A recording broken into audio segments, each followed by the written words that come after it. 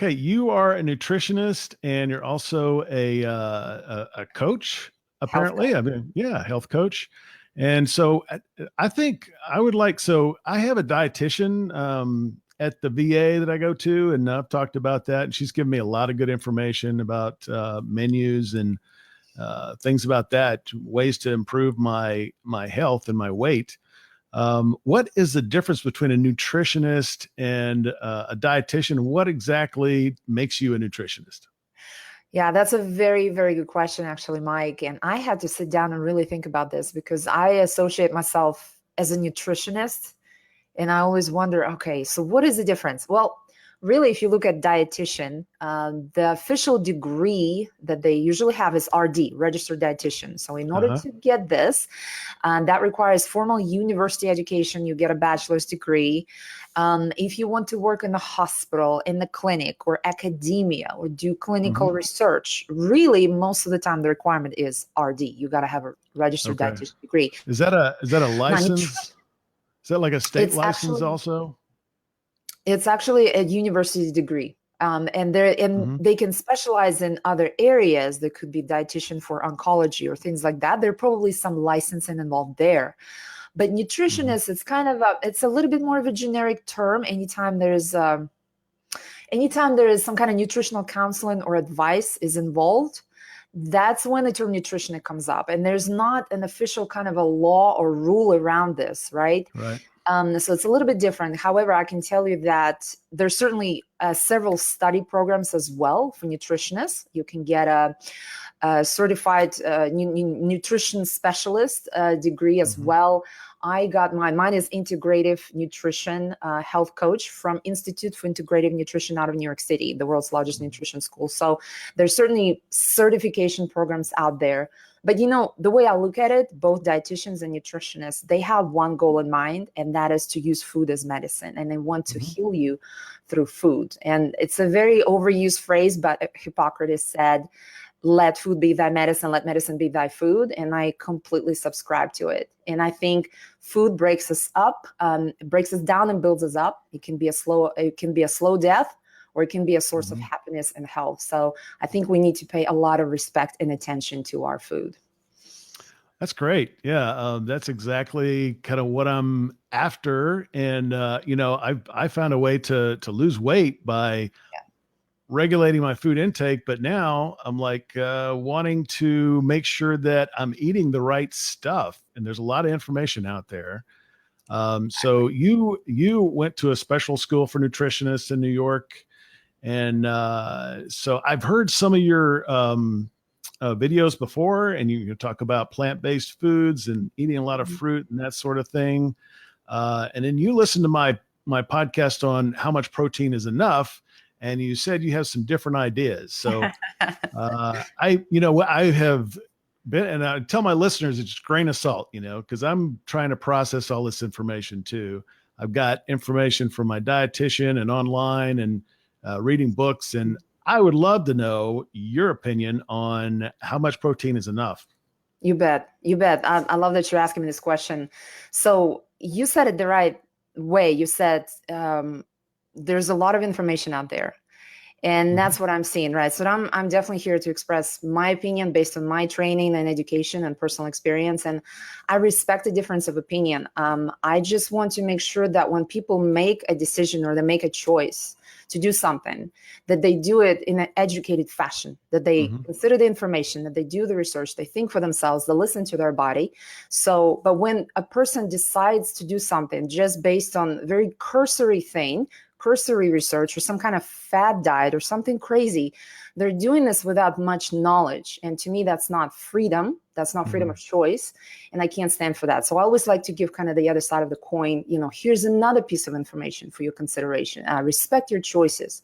But here's what I think. So first of all, there's a war of diets out there. And there's keto diet, there's paleo diet, there's Mhm.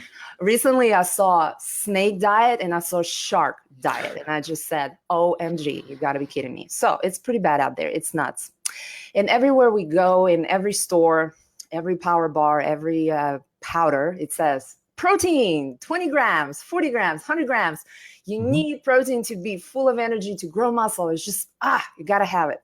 Well, here's what I think. So we don't need that much protein. It's crazy. It's nuts. When you have too much protein, your body cannot absorb it. Your body doesn't know what to do with it. It breaks down into all kinds of different byproducts. Your liver struggles, your kidneys struggle.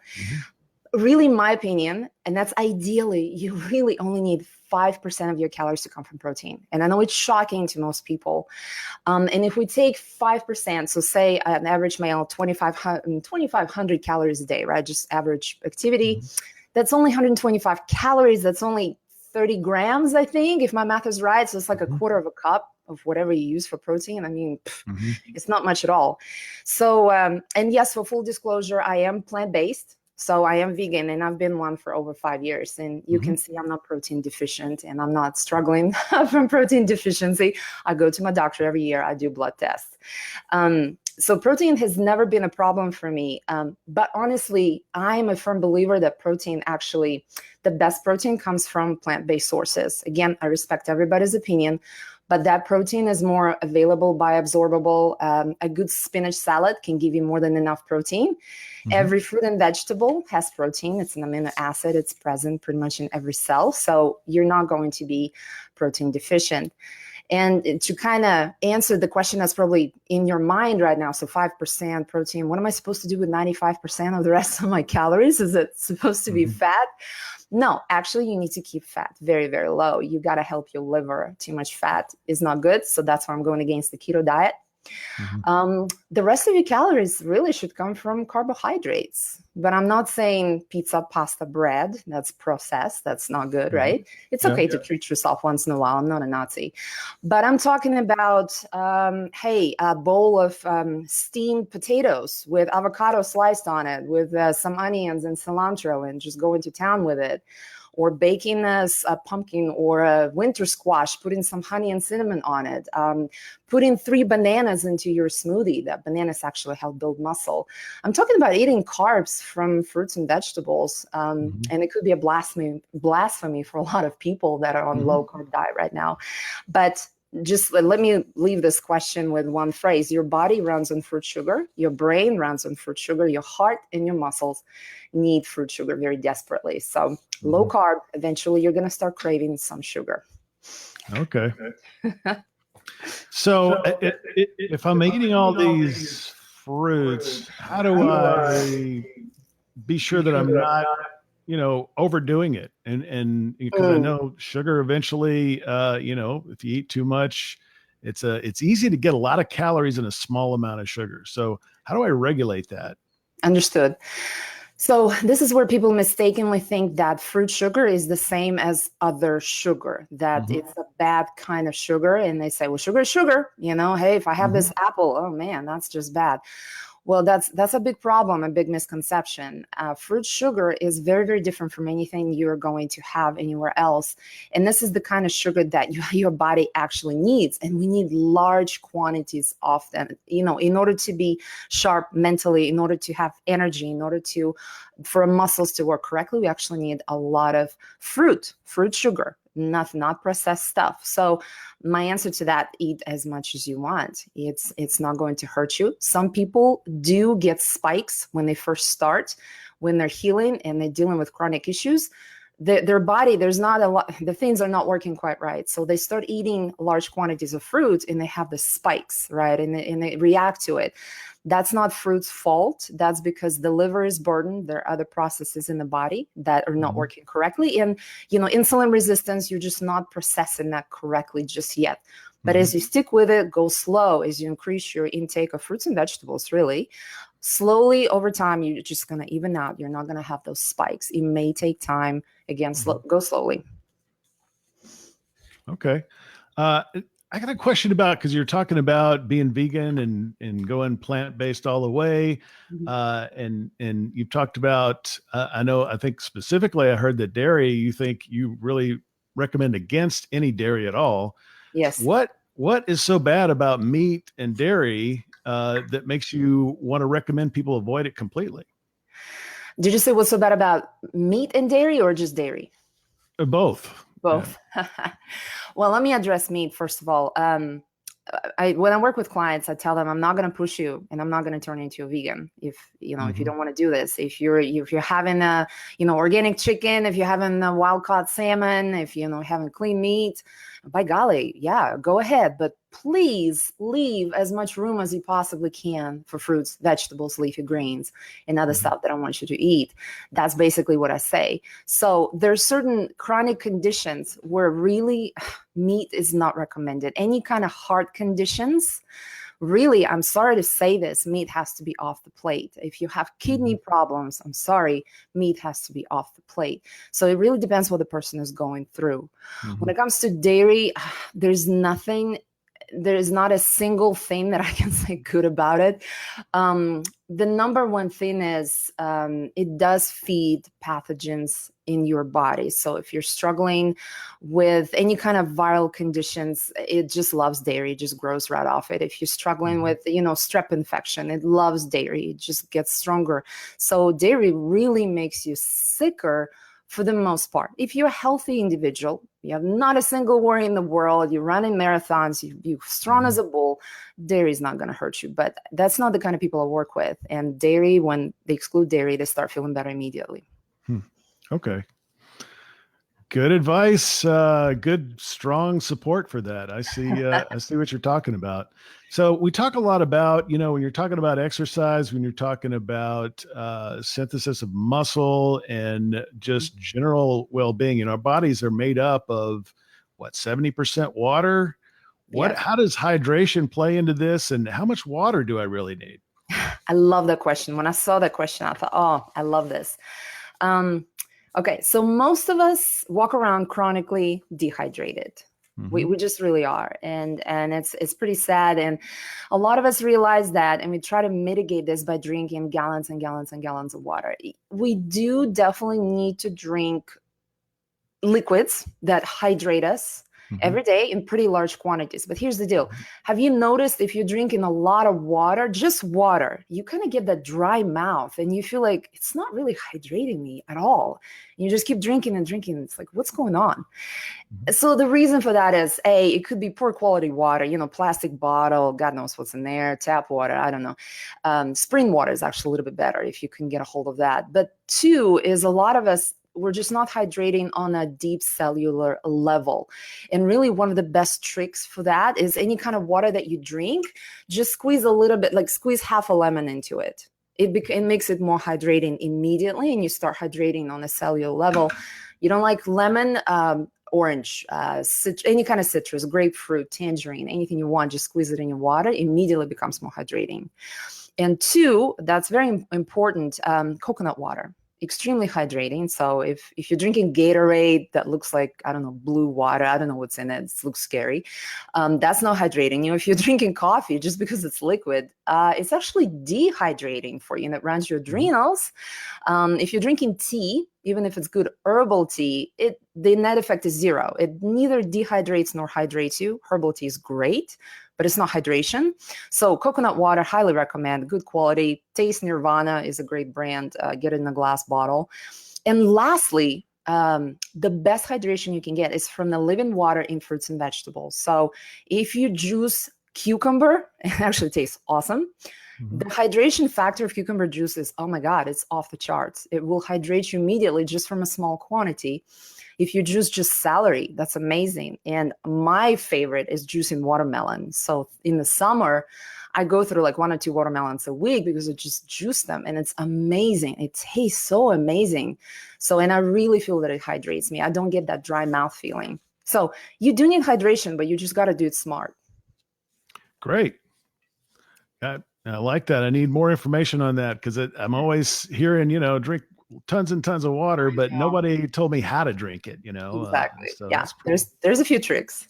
That's pretty good. Now, this is a little bit off the wall, but when I, talk to anybody who has anything to do with health or medicine, I like to find an answer to this question, and I've always kind of wondered about it myself. If you have someone who is like really super smart, like Einstein, genius level, is there a price to pay for that somewhere? Are they, like the evil genius, the, the socially awkward geek absent-minded professor, all those stereotypes. Is there any merit to that at all? Oh gosh, and that was the toughest question, honestly. I had to really, really think about this. And truly genius people, we almost expect them to have some sort of extravagant behavior, that they're kind of off the wall and a little bit weird. And I did a little bit of research on this, just kind of dug into my own perception of this. Some people do say that operating at such a high mental capacity means that you have a completely different perspective of the world, and you don't really follow the socially acceptable norms as much as other people would. They just really stand out from the crowd in general. And honestly, historically, and this is not a ding on anybody, there's been a little bit of evidence that some of those people may be mildly autistic as well. There could be a little bit of that too. Again, not to ding anybody. And then really, I mean, the way I look at this, those are the people who changed the world. So I think we need people who think differently. We need people who are different and who want to make things better in this world. And I think if they have a bit of, absent-mindedness and they're a little bit extravagant, as long as nobody gets hurt, I think it's totally fine. I think homogeneous society is not a good thing. We always need variety everywhere. I like that idea. Have a little flexibility. The person you're dealing with may be a genius. You never know. Exactly. So probably the most important question I have for you, okay, is I am out there trying to improve my health. I'm very passionate about it and all aspects of it: medicine, fitness, and diet. And there is so much information now. I mean, you can, and some of it is just completely crazy. But a lot of it sounds like it makes sense. Even like peer-reviewed medical studies, government agencies conflict with each other and things like that. So what is the best advice you have for all, people, my listeners, myself, people who are trying to get healthy and want to make sense of all this? Where can we go for information, and how can we process that? So I think you're talking about, I want to eat healthier. What guidelines should I follow, right? I want to feel better. What guidelines should I follow?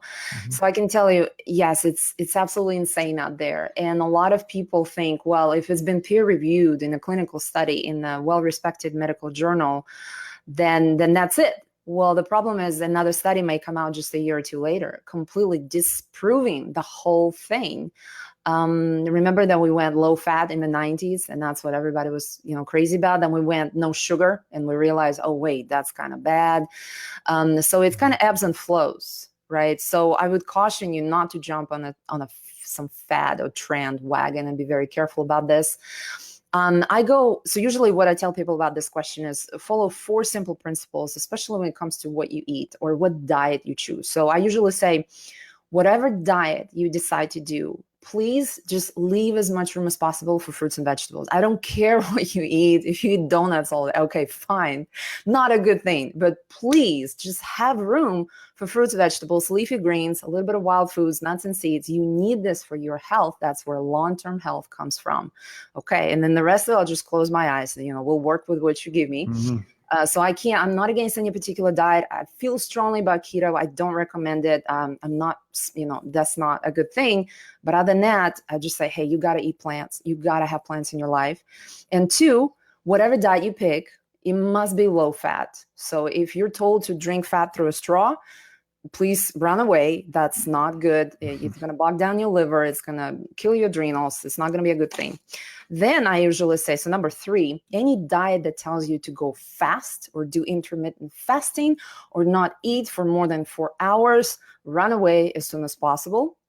That is a very bad way to, it's not a long-term health. You cannot sustain your body that way. Your adrenals are just going to shut eventually. And really 4, stay away from any promises of quick fixes. If you promise on this diet to drop 20 pounds in 3 days, it is hard on the body. Your body does not like to be pushed like that. This is going to be maybe a short-term effect with quite a few bad things happening. So stay away from this. So just be reasonable. Eat plants, listen to your body, don't deprive yourself. You shouldn't be going hungry and starving yourself. Food has to be your friend. It needs to be a source of joy. whatever you decide to do. So if you're looking at the plate and you're thinking, oh my God, I'm going to feel so bad after I eat this, then you got to change something in your life. Well, I'm really on the same page with a lot of that stuff, especially it's not easy. There's no quick fix. I mean, it's really about doing the right thing and continually, consistently doing the right thing in all aspects of your health. Consistently. Absolutely right. Yeah. Yeah. And of course, they can go to Health Matters Coach, Facebook site, and there's always good information there, right? Thank you. Yes, Health Matters Coaching is my Facebook and Instagram, healthmatters.today. I usually post pictures of food, and I post, I'm going to start a blog before too long on my website, healthmatters.today. So more information will definitely be coming out. So stay tuned. Okay. One final question. Yes. The reason I do all this is because I love my life and I want to make it last as long as possible. What's your best advice for how we can make our lives last as long as possible? Yeah, we all want to live long, happy lives. There's no doubt about this. The first thing that comes to mind, so I went to Washington, D.C. last weekend to International Conference on Nutrition and Medicine. And one of the speakers there was Dan Buttner. If you've heard of him, he is the researcher on blue zones. So he was a former National Geographic correspondent, and then he started researching blue zones in the world. So there's zones where people live longer. There just seems to be a higher concentration of people who are in their 80s, 90s, and 100s. For example, I think Osaka or Okinawa, Japan was one of the blue zones. Ikaria or Ikaria in Greece was another blue zone. People just kind of forget to die over there, is how he said. So he did an amazing speech telling us what he found. And it really comes down to 9 things. The first one was good social network. You need to surround yourself by people who uplift you and support you. You need to belong to the right tribe. We're social people, right? Then you need to move naturally. So that could be many different things. You need to regularly walk, or if you like swimming, maybe swim, or just something. You need to move naturally.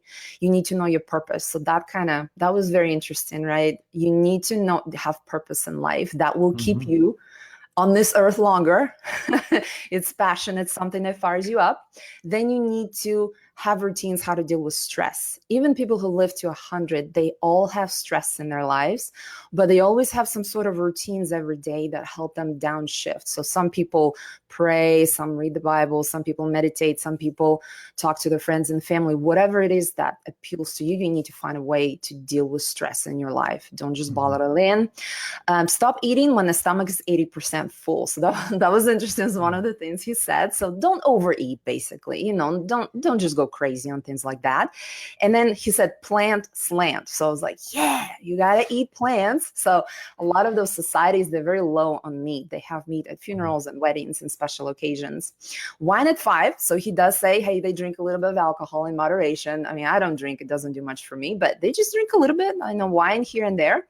Family first. So they take care of their family. Oftentimes their parents live with them. They take care of their kids for a long time. So there's a lot of family going on.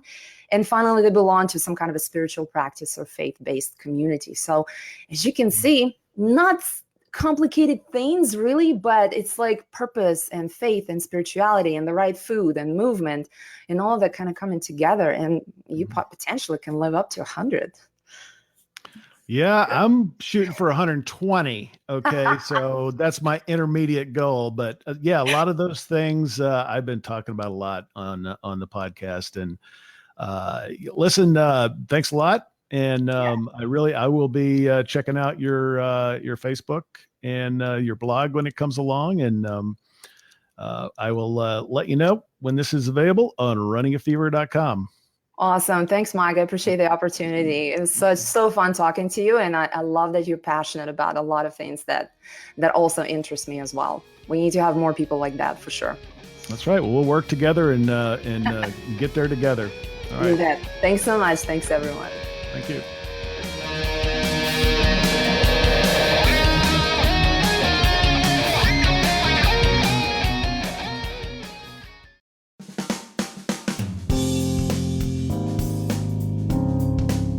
This is the Padua Podcast Network. PaduaMedia.com.